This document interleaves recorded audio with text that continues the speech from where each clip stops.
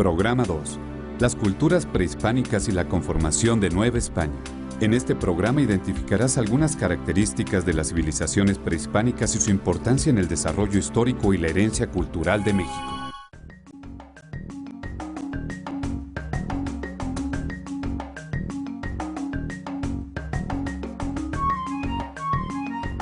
¿Sabes cuánto de lo que vives día con día, en tu forma de vestir, en tu forma de hablar, en tu comida favorita o en tus creencias religiosas, son una herencia cultural de las civilizaciones prehispánicas?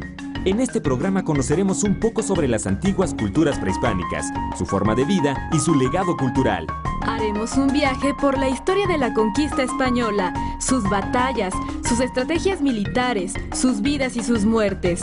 Conoceremos cómo era la vida en Nueva España, su política, su economía, sus costumbres en el vestir, comer, su música y su arte. Y sobre todo, hablaremos de su gente, españoles, mestizos, criollos e indígenas, así como de la interacción entre ellos y sus estilos de vida, todo lo cual forma parte de lo que somos hoy.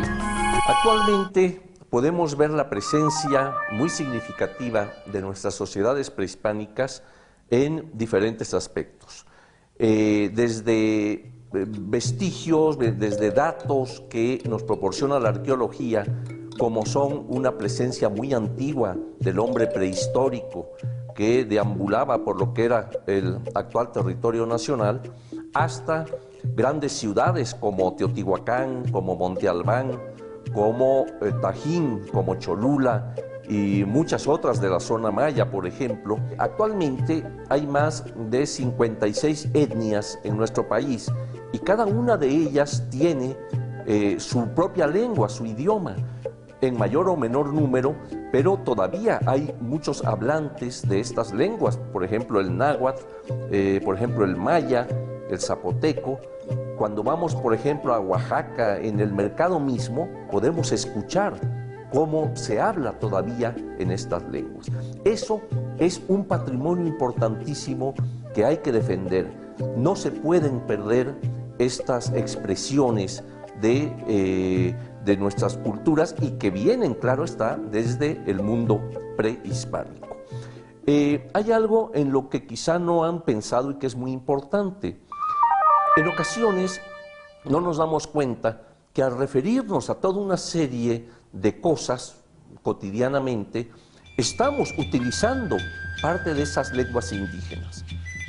Por ejemplo, cuando nosotros decimos chocolate, esta es una lengua indígena que ha llegado a todo el mundo. Era o es una expresión en lengua náhuatl, por ejemplo. Tenemos otras, mecate, pues viene de mecate, de soga, y así se le llamaba en el mundo prehispánico. Cuate, mi cuate, pues esto es un término que deriva del mundo prehispánico. Y en la alimentación tenemos una presencia impresionante. La tortilla, que se elaboraba con maíz desde hace más de 5,000 años, imagínense. El tomate, que además es otro término náhuatl.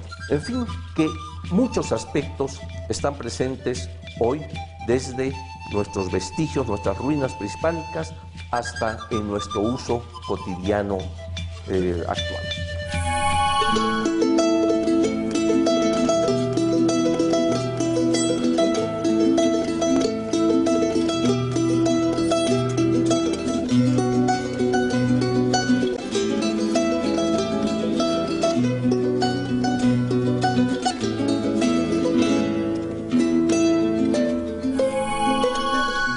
El mundo prehispánico, desde el momento de la conquista que ocurre o se inicia en 1521, se prolonga por lo menos 20,000 años antes, para que ustedes tengan una idea de la antigüedad que tienen muchas de nuestras culturas prehispánicas. Entonces, esto nos da una imagen de que nuestro país, que es muy rico en arqueología, por lo tanto, es muy rico en su historia, y esa presencia de nuestras culturas antiguas pues nos permiten conocer cómo era su organización social, cómo eran sus ciudades, cómo había determinadas formas de gobierno, ¿Quiénes eran sus artesanos, sus orfebres, sus ceramistas, los que se dedicaban a la elaboración de telas para vestidos, los alimentos? Actualmente la arqueología ha podido saber, por ejemplo, que en Teotihuacán, hacia el año 500 de nuestra era, había toda una serie de alimentos que lo vemos plasmado no solo en murales en que están pintados, por ejemplo, plantas de maíz, calabaza, frijol, etcétera, sino que también se han encontrado, por los biólogos, se han encontrado el polen perteneciente a estas plantas. Todo esto nos da una riqueza, un bagaje cultural enorme que nos permite ver la continuidad de nuestra cultura desde aquella época tan antigua hasta el momento actual.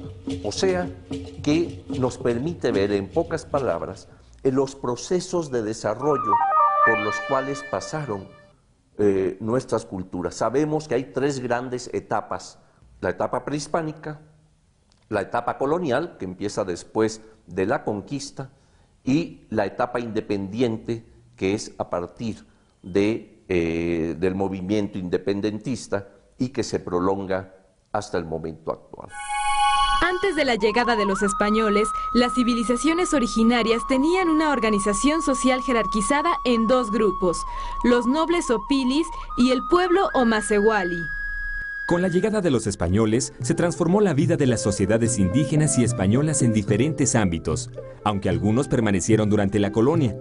Por ejemplo, la división de la sociedad entre nobles y pueblo fue una de las permanencias, al igual que el sistema de tributos.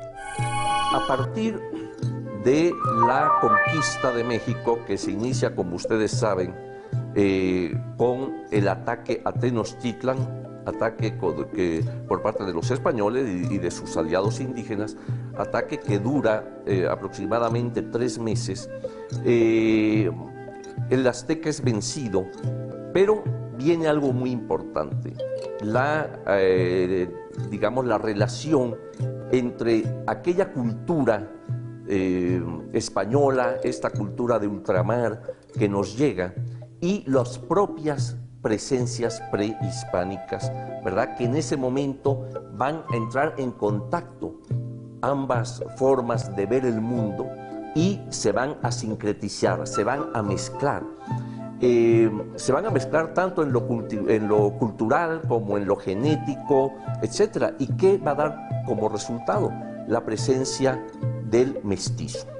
La mayoría de nuestra población es una población mestiza en la que vemos la presencia de, digamos, de ese impacto que la conquista trajo, impacto que se manifiesta de múltiples maneras, a través de la lengua que principalmente hablamos, que es el castellano o español, a través de la religión que la mayoría de los mexicanos sustenta, como la católica, se manifiesta, en fin, en un sinnúmero de aspectos. Pero hay que tomar en consideración que muchos de los aspectos de aquel mundo prehispánico que es sometido por España, sin embargo, perduran a través nuestro, a través de muchas de nuestras costumbres, a través de muchas lenguas indígenas, del indígena mismo, que aún hay bastantes grupos de ellos, y de toda una cultura que ha llegado hasta nosotros a través del vestigio arqueológico, a través de las costumbres, a través, pues, de muchos aspectos que nos identifican ahora como mexicanos. ¿Qué platillos conoces que tengan elementos prehispánicos? Pues estaría el pozole, los tamales y también todo lo que tenga que ver con tortillas. Las tortillas, el pastel de chocolate, las quesadillas, el mole, las salsas, por el chile, el cacao, el maíz. México es un país rico en tradición gastronómica. La mayoría de sus platillos típicos son resultado de una mezcla de la comida prehispánica y la española. ¿Te gusta la sopa de tortilla?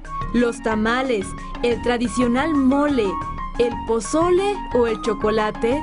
Sin duda. Entre las aportaciones prehispánicas al mundo en el terreno de la gastronomía destacan el maíz, el jitomate y el chile, los cuales forman parte de platillos asiáticos y europeos. A raíz de la conquista, claro, fue el encuentro de dos formas diferentes de ver el mundo que chocan entre sí.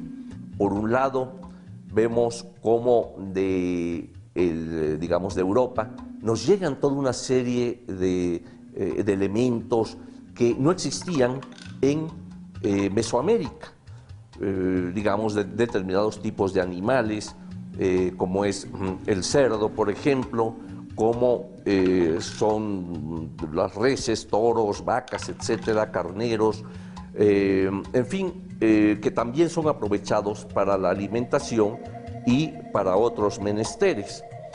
Nos llegan alimentos como el trigo, del que se va a producir el pan, pero a la vez también Mesoamérica está aportando al mundo toda una serie de aspectos muy relevantes, muy importantes. Quisiera mencionar solo uno que ha tenido una repercusión internacional, y es aquel producto que se hacía del cacao, el chocolate que era tomado, era bebido, ¿verdad? Que es además una fuente de energía muy fuerte y que, como ustedes saben, ha tenido una repercusión a nivel internacional impactante. El término mismo, chocolate, proviene del náhuatl.